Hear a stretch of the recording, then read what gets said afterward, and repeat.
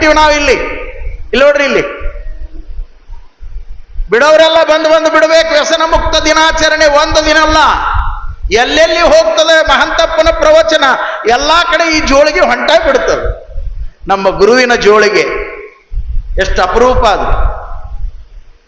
ನಿನ್ನೆ ಹೇಳಿನಿ ಆ ಬಗ್ಗೆ ತಮಗೆಲ್ಲ. ವ್ಯಸನ ಮುಕ್ತರಾಗಬೇಕು, ಜೀವನದೊಳಗೆ ಬದುಕು ಹಸನಾಗಬೇಕು.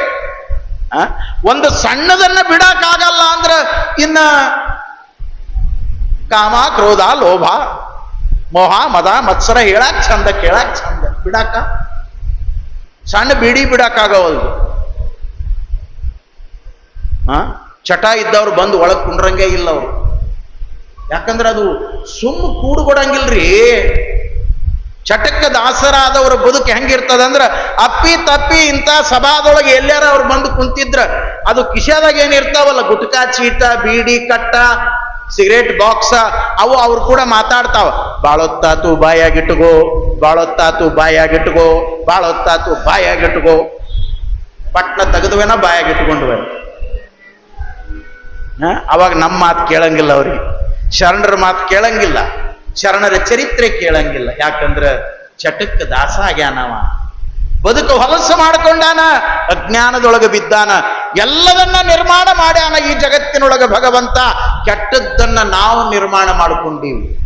ಹಾಲನ್ನ ದೇವರು ನಿರ್ಮಾಣ ಮಾಡಿದ, ಹಾಲ್ಕೋ ಹಾಲನ್ನ ಅವ ಮಾಡಿಲ್ರಿ. ಚಲೋ ದ್ರಾಕ್ಷಿ ಹಣ್ಣು ಕೊಟ್ಟ, ಚಂದ ತಿಂದ ಆರಾಮಿರುವಂತ, ಅದನ್ನು ತಿಂಗಳಗಟ್ಲೆ ಕೊಳಸಿ ನಾವು ವೈನ್ ಮಾಡಿದೀವಿ. ಹೌದಲ್ರಿ? ಕೆಟ್ಟದ್ದೇನೇನಾಗ್ಯದ ನಮ್ಮ ಕೆಡುಕು ಬುದ್ಧಿಯಿಂದ ಆಗ್ಯದ, ಕೆಟ್ಟದ್ದವ ಮಾಡೇ ಇಲ್ಲ. ಹಾಲು ಕೊಟ್ಟಾನ, ಹಾಲಿನೊಳಗೆ ಅಮೃತ ಇಟ್ಟಾನ, ಹಾಲು ಕುಡಿದವ್ರಿಗೆ ಆರೋಗ್ಯ ಕೆಡಂಗ ಇಲ್ಲ. ಅಟ್ ಚಲೋ ಹಾಲಿನೊಳಗೆ ಪಂಚಾಮೃತಗಳನ್ನಿಟ್ಟಾನ ದೇವರು. ಎಷ್ಟು ಚಂದ ಚಂದ ಚಂದ ಹಾಲು ಕೊಟ್ಟಾನ. ಹಾಲಿಗೆ ಹೆಪ್ಪಾಕಿದ್ರೆ ಅದು ಮೊಸರಾಗ್ತದ, ಮೊಸರು ಕಟ್ಟಿದ್ರ ಮಜ್ಜಿಗೆ ಆಗ್ತದ. ಮಜ್ಜಿಗೆಗೆ ನಮ್ಮ ಶರಣರು ಒಂದು ಒಳ್ಳೆಯ ಹೆಸರು ಕೊಟ್ಟಾರ. ಮಜ್ಜಿಗೆಗೆ ಶಿವದಾನ ಅಂತ ಕರೀತಾರೆ ಶರಣರು. ಅದು ಶಿವ ಕೊಟ್ಟ ದಾನ ಮಜ್ಜಿಗೆ. ಹಾಲು ಒಬ್ಬರಿಗೆ, ಮೊಸರು 4 ಜನರಿಗೆ, ಮಜ್ಜಿಗೆ 10 ಜನರಿಗೆ ಆನಂದ ನೀಡುತ್ತದ್ರಿ. ಅದಕ್ಕೆ ಅದನ್ನು ಶಿವದಾನ ಅಂದಾರ ನಮ್ಮ ಶರಣರು. ನೋಡಿ, ಮಜ್ಜಿಗೆಯನ್ನು ಕಟ್ಟಿದಾಗ ಮತ್ತೊಂದು ಅಮೃತ 4ನೇದು ಬರ್ತದೆ. ಅದಕ್ಕೆ ನವನೀತ ಅಂತೇವೆ, ಬೆಣ್ಣೆ ಅಂತೇವೆ. ಬೆಣ್ಣೆಯನ್ನ ಕಾಯಿಸಿದ ಮೇಲೆ ಕೊನೆಗೆ ಬರುವಂತ ಪಂಚ ಅಮೃತ ಅದು ತುಪ್ಪ, ಅದು ಘೃತ. 5 ಒಂದರಾಗ ರೆಡಿ ಮಾಡಿಟ್ಟಾನೆ. ಹೌದಲ್ರಿ? ನಾವೇನು ಮಾಡಿವಿ ಹೇಳ್ರಿ? ಇದ್ದಿದ್ದು ಕೆಡಿಸಿ ಒಂದು ಮಾಡಿ, ತಲೆ ಕೆಡಿಸ್ಕೊಂಡು, ಮನೆ ಕೆಡಿಸ್ಕೊಂಡು, ಆರೋಗ್ಯ ಕೆಡಿಸ್ಕೊಂಡು, ಜೀವನ ಕೆಡಿಸ್ಕೊಂಡು. ವಿಚಿತ್ರ ನೋಡಿ ನಮ್ಮ ಬದುಕುಗಳು. ಅವ ಮಾಡಿದ್ದು ಅದು ಕೊನೆ ತನಕ ಇರ್ತದ. ಅವ ಮಾಡಿದ್ದು ಸತ್ಯವಾದ ಆನಂದವನ್ನ ನೀಡ್ತದ. ಎಲ್ಲ ಮಾಡಿಟ್ಟ, ಎಲ್ಲದನ್ನು ಮಾಡಿ ನಮ್ಮನ್ನು ಕಳಿಸಿಕೊಟ್ಟ. ಯಾಕೆ ಇದನ್ನು ಹೇಳಕತ್ತಿದ್ದೆ ಅಂದ್ರೆ, ಮೇಘ ಜಲವೆಲ್ಲ ಮುತ್ತಾದಡೆ ಸಪ್ತ ಸಾಗರಗಳಿಗೆ ಉದಕ ಇನ್ನೆಲ್ಲಿ ಹುದು. ಇಲ್ಲಿಂದ ಅಲ್ಲಿ ಕರ್ಕೊಂಡು ಹೋಗಿ ಇಲ್ಲಿಗೆ ಬಂದೀಗ ನಾನು ಇದನ್ನು ಹೇಳ್ತಾ ಇದ್ದೆ ನಾನು. Mahatma is both man and god. ಅವ ಎರಡೂ ಆಗ್ಯಾನ. ಅವನ ಮನುಷ್ಯನೂ ಆಗ್ಯಾನ, ಮನುಷ್ಯ ರೂಪದೊಳಗ ಮಹಾತ್ಮನಾಗ್ಯಾನ, ಮಹಾತ್ಮನಾಗಿ ನಡೆದಾಡುವ ದೇವರಾಗ್ಯಾನ, ಅವ ನುಡಿದಾಡುವ ದೇವರಾಗ್ಯಾನ. ಮೇಘ ಜಲವೆಲ್ಲ ಮುತ್ತಾದಡೆ ಸಪ್ತ ಸಾಗರಗಳಿಗೆ ಉದಕ ಇನ್ನೆಲ್ಲಿಹುದೋ. ಎಲ್ಲಾ ಮಳೆ ಹನಿಗಳು ಕೂಡ ಮುತ್ತಾಗಿ ಬಿಟ್ರ ಸಪ್ತ ಸಾಗರಗಳು, ಬಾವಿ, ಕೆರೆ, ಹಳ್ಳ, ಕೊಳ್ಳ ಎಲ್ಲಿಂದ ತರೋರಿದ್ರಿ ನೀರ? 1 ವರ್ಷ ಏನಾದ್ರೂ ಬರಗಾಲ ಬಿದ್ರ ಆಹಾಕಾರ ಉತ್ಪತ್ತಿ ಆಗ್ತದೆ ಜಗತ್ತಿನೊಳಗ. ಅವ ಎಷ್ಟು ಬುದ್ಧಿವಂತ ಪರಮಾತ್ಮ ಅಂದ್ರ, ನಮ್ಮನ್ನ ಕಳಿಸಿಕೊಳ್ಳುವ ಪೂರ್ವದೊಳಗ ಏನು ಮಾಡಿದ? ನಾವು ನೀವು ಪ್ರೈಮರಿ ಓದುವಾಗ್ಲೂ ಓದಿಸಿದ್ರು ನಮಗೆಲ್ಲ. 1 ಭಾಗ ಭೂಮಿ, 3 ಭಾಗ ನೀರು, ಇದನ್ನ ಓದಿವಿ ನಾವೆಲ್ಲ. ಏನ್ರಿ? 1 ಭಾಗ ಭೂಮಿ, 3 ಭಾಗ ನೀರು. ಹಂಗಂದ್ರ 1 ಭಾಗ ಐತಿ ಅಂತೀರೇನು? ಕೆಳಗ ಭಾಗ 4 ಭಾಗ ಅದ, ಅದರ ಮ್ಯಾಗ 3 ಭಾಗ ನಿಂತದ ನೀರು.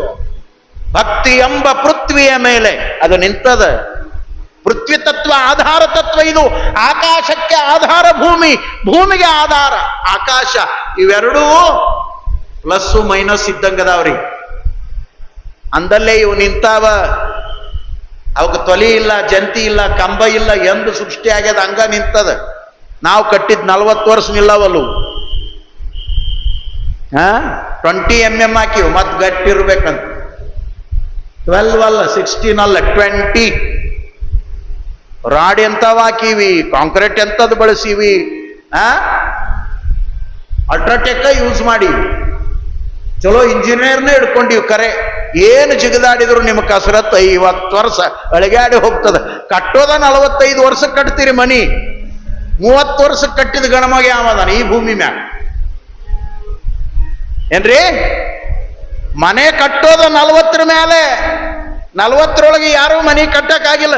ಇದ್ದ ಮನೆಯಾಗಿರ್ಬೋದು, ಅಪ್ಪ ಅವ್ವ ಅಜ್ಜ ಮುತ್ತಜ್ಜ ಕಟ್ಟಿದ ಮನೆಯಾಗಿರೋದು ಬೇರೆ. ನೀವು ಸ್ವಂತ ಮನೆ ಕಟ್ಟಬೇಕಂದ್ರೆ 40 ದಾಟಬೇಕು.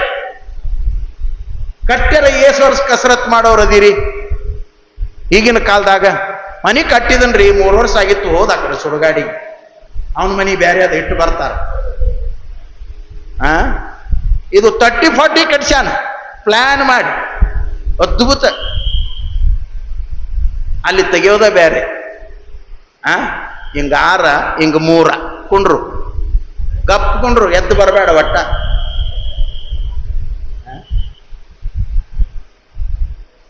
ವಿಚಾರ ಮಾಡ್ರಿ, ಎಷ್ಟು ಸಹಜ ಸತ್ಯಗಳಿವು. ಏನೆಲ್ಲ ಮಾಡ್ತೀವಿ ಆದ್ರೆ ಮೂಲ ಸತ್ಯವನ್ನು ಮರಿಬೇಡ್ರಿ ಅಂದ್ರು ಶರಣರು. ಮೇಘ ಜಲವೆಲ್ಲ ಮುತ್ತಾದಡೆ ಸಪ್ತ ಸಾಗರಗಳಿಗೆ ಉದಕ ಇನ್ನೆಲ್ಲಿ ಹುದೋ. ಎಲ್ಲವೂ ಆಗಂಗಿಲ್ಲ. ಅಶ್ವಿನಿ, ಭರಣಿ, ಕೃತಿಕಾ, ರೋಹಿಣಿ, ಮೃಗಶಿರ, ಆರಿದ್ರ ಇವೆಲ್ಲ ಮಳೆಗಳು. ಈ ಮಳೆಯೊಳಗ ಒಂದು ಸ್ವಾತಿ ಮಳಿ ಅಂತ ಬರ್ತದೆ. ಸ್ವಾತಿ ಮಳೆ 2ನೇ ಚರಣದೊಳಗ ಆಕಾಶದಿಂದ ತನ್ನ ಹನಿಗಳನ್ನು ಉದುರಿಸುವಾಗ, ಸಮುದ್ರದ ಮೇಲೆ ಆ ಹನಿಗಳು ಬೀಳುವಾಗ, ಸಮುದ್ರದ ಆಳದಲ್ಲಿರುವಂತ ಸಿಂಪುಗಳು ಪ್ರಕೃತಿಯ ನೇಮದಂತೆ ಮೇಲೆ ತೇಲಿ ಬರ್ತಾವ. ಇದು ನ್ಯಾಚುರಲ್ ಟ್ರುತ್. ಇದು ದೇವರು ಮಾಡುವ ಆಟ. ಇದು ಪ್ರಕೃತಿಯೊಳಗ ಅವು ಹೆಂಗ ಕಪ್ಪೆ ಚಿಪ್ಪುಗಳು, ಸಿಂಪುಗಳು ಮ್ಯಾಲೆ ಬರ್ತಾವ. ಮ್ಯಾಲೆ ಬಂದು ಅವು ಹಿಂಗಿರ್ತಾವ ಆಕಾರ. ಆ ಹನಿ ಬೀಳುವ ಸಂದರ್ಭದೊಳಗ ಹಿಂಗ ಬಾಯಿ ತೆಗಿತಾವ, ಇಬ್ಬಾಗ ಆಗ್ತಾವ. ಆ ಸ್ವಾತಿಯ ಮಳೆಯ ಹನಿ ಅದ್ರೊಳಗೆ ಬಿದ್ದ ತಕ್ಷಣವೇ ಹನಿಗಳನ್ನ ಒಳಗೆ ತಗೊಂಡು ಹಿಂಗ ಕ್ಲೋಸ್ ಆಗ್ತದ, ಮುಚ್ಚಿಕೊಳ್ತದ. ಮುಚ್ಚಿಕೊಂಡು ಒಳಗಿಳಿತದ. ಇಳದ ಮೇಲೆ 6 ತಿಂಗಳಿಗೆ ಆ ಹನಿಗಳು ಬೆಲೆ ಬಾಳುವ ಮುತ್ತಾಗ್ತಾವ.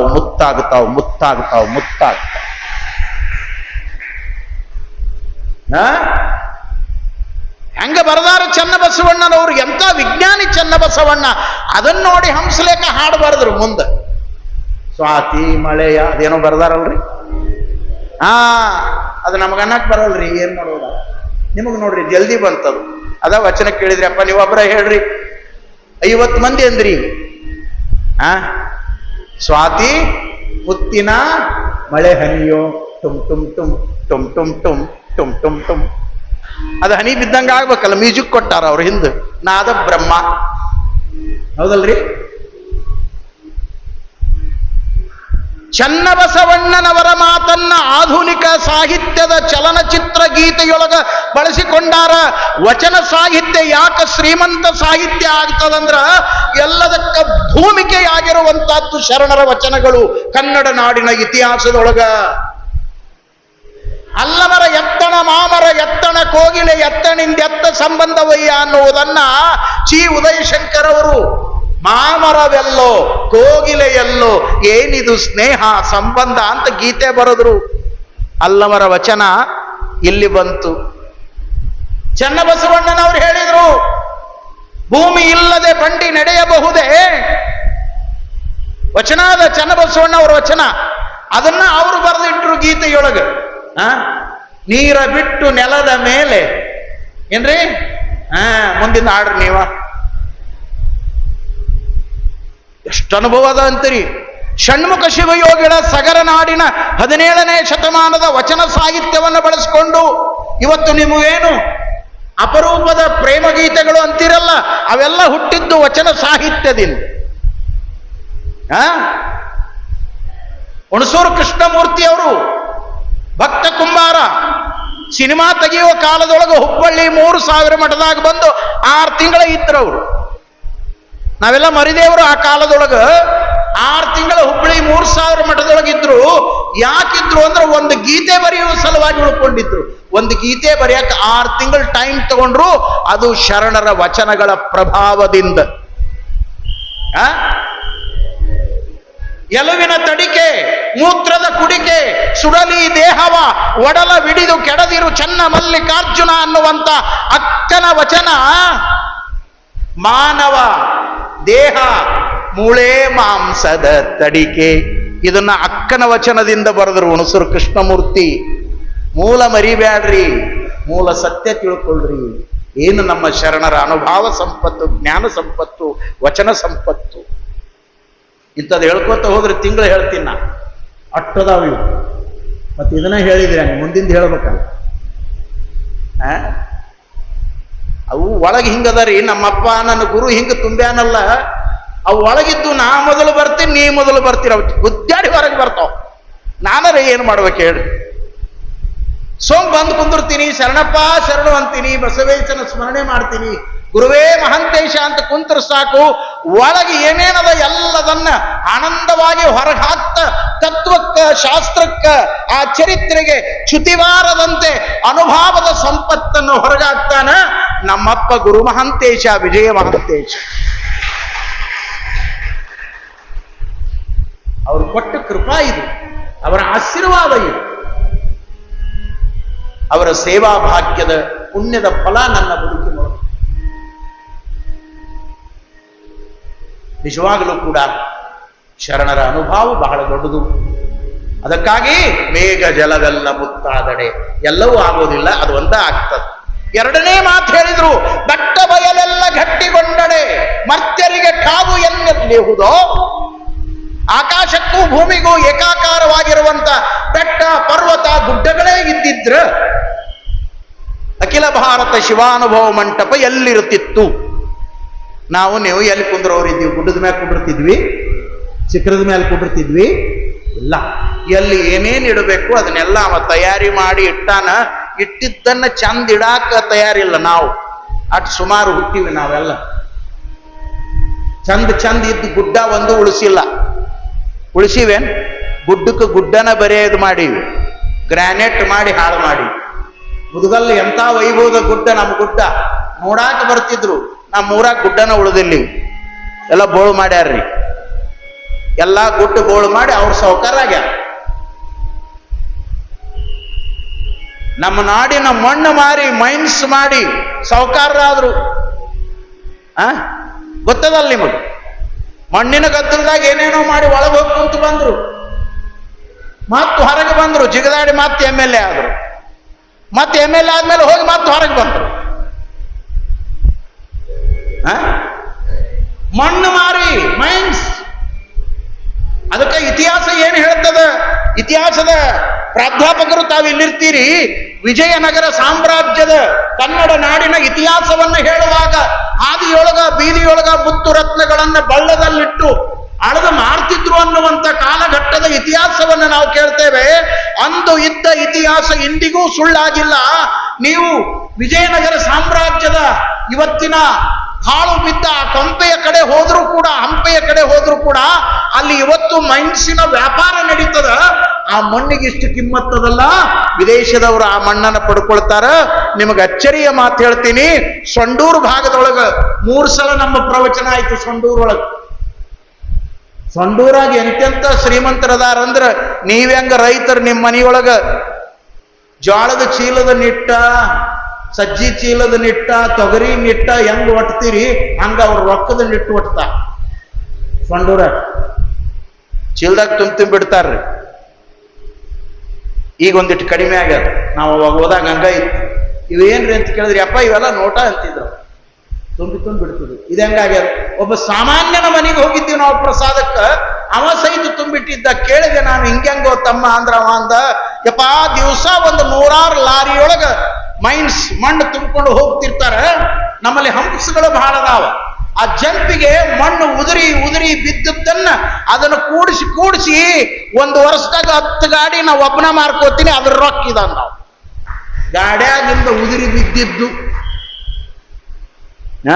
ಬಿದ್ದಿದ್ದು ಕೂಡಿಸಿ ಅವ ಶ್ರೀಮಂತಾಗಿ ಅಂತ ತಿಳ್ಕೊರಿ. ನೀವು ಹೆಂಗಿರ್ಬೇಡ. ನಮ್ಮ ನೆಲದ ಮಣ್ಣಿಗೆ ಈ ಬೆಲೆ ಅದ ಅಂದ್ರ ಈ ದೇಶ ಎಂತಾದ್ರಿ, ಈ ನಾಡು ಎಂತಾದ್ರಿ. ನಾವೆಂತ ದರಿದ್ರತನದಿಂದ ಬದುಕ್ತೀವಿ ಈ ಜಗತ್ತಿನೊಳಗ. ವಿಚಾರ ಮಾಡ್ಬೇಕು ಇದನ್ನೆಲ್ಲ. ಅದಕ್ಕಾಗಿ ಅವ್ರು ಹೇಳಿದ್ರು, ಬಟ್ಟ ಬಯಲೆಲ್ಲ ಗಟ್ಟಿಗೊಂಡಡೆ ಮತ್ತೆರಿಗೆ ತಾವು ವಾಸ ಮಾಡಕ್ಕೆ ಎಲ್ಲಿ ಅನುಕೂಲ ಇರ್ತಿತ್ತು. ಹಂಗಿಲ್ಲ ಇದು. ಎಲ್ಲೆಲ್ಲಿ ಏನೇನು ಇಡಬೇಕು ಎಲ್ಲ ಮಾಡ್ಯಾನ.